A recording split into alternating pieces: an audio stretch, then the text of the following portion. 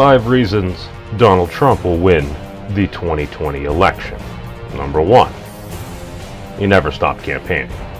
Let's face it, I'm pretty sure one of the main reasons the president loved to run for president is the sheer fact that, let's face it, he did spend time in the WWE with Vince. He loves being out there. He loves getting the adulation. And dude, man, literally never stopped campaigning. Even after the election, he was still out there. He was still holding rallies. And even during the pandemic, he's continuing to hold rallies. Now, this is something that concerns many people as far as the COVID response and everything that's going on here. But when you start seeing those rallies, when you start seeing other like-minded people, let's face it, that invigorates a lot of folks that are in the base, a lot of folks that maybe weren't necessarily politically active. And I'm pretty sure even one of the rallies that I went to back before he had been elected, a lot of folks were there just because, well, he was a celebrity. They saw him on TV every day. So it's just like, all right, they were there to get books signed, hats signed, and everything like that. It was a spectacle. It was kind of like going to a WWE event there. Yeah, it's something that man enjoys, and it does excite a lot of people. Number 2, the pandemic. The president has come out as very strongly for reopening the economy there.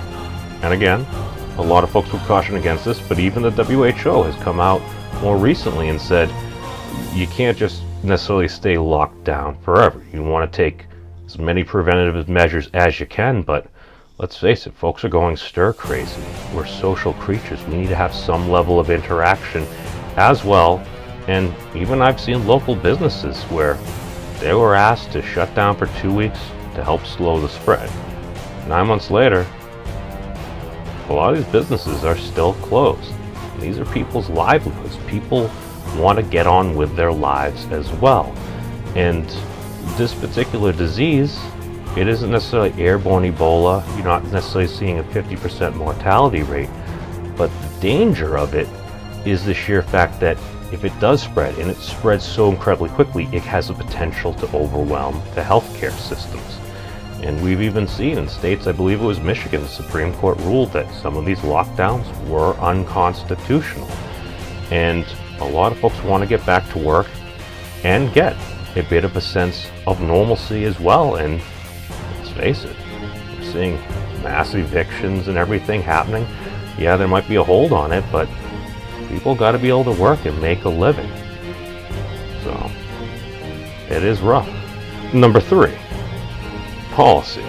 The president has come out as strongly anti-woke, as well as condemning of rioting and looting. He's actually helped empower different state police officials to basically go in and arrest folks, because different locales have taken different tactics in that they want to calm things down in their prerogative, and basically they're trying to be less antagonistic and just going to have folks wear them out. Whether that's the correct answer or the not a great answer, that's up for the different locales. But when folks start seeing just folks like Ali Velshi there saying it is mostly peaceful, and most folks generally are peaceful, but when you get bad actors, and a lot of these folks do come in from out of town, they're going around, they're lighting fires, they're destroying businesses,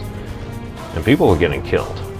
This is a fact, and the president has campaigned on being the law and order president. Especially with social media now, you start seeing these images and everything. Even if that isn't what the vast amount of protesters and folks out there want, let's face it, bad news unfortunately always lead the headlines, where they say, if it bleeds, it leads. And that's one of the reasons why a law and order, the medic, is very strong. And that's one of the reasons why a lot of folks will vote for the president. Number 4, the media. The president's been engaged in a non-stop battle with the media, literally since basically since he started and everything. And a lot of this is because the way the president started his campaign, and even before that, he went into the whole Bertha thing. He was laying a lot of groundwork to get in there. Whether or not he truly thought he was going to win, that is another story. He's there now, and it looks like he's campaigning for keeps right now.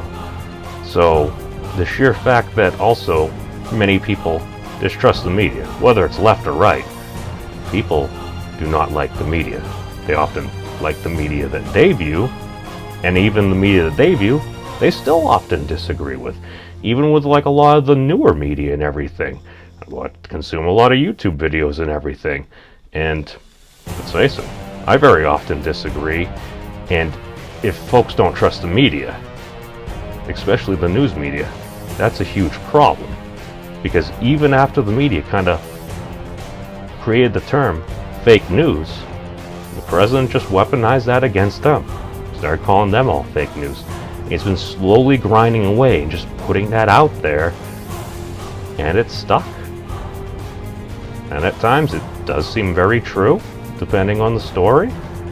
At other times, it may not be true, but at this point, people don't trust the media. That's a problem, and that's one of the things that's going to bode well for the president.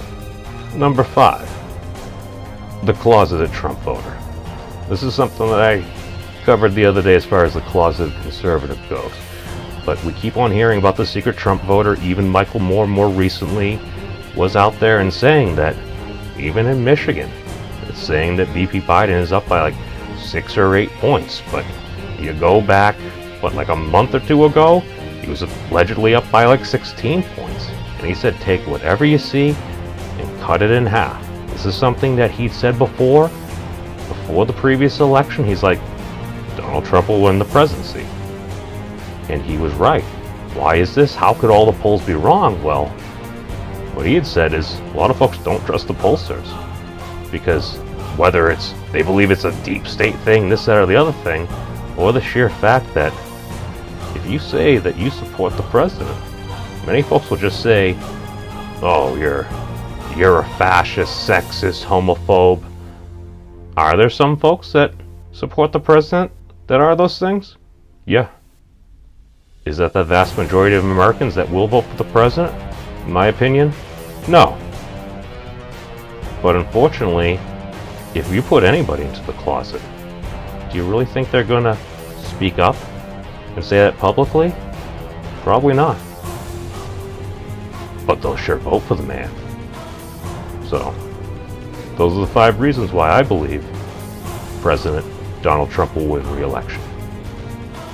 Thank you all for watching. Peace out, everybody. Long live the elbow bump. Be safe. And make sure to vote legally.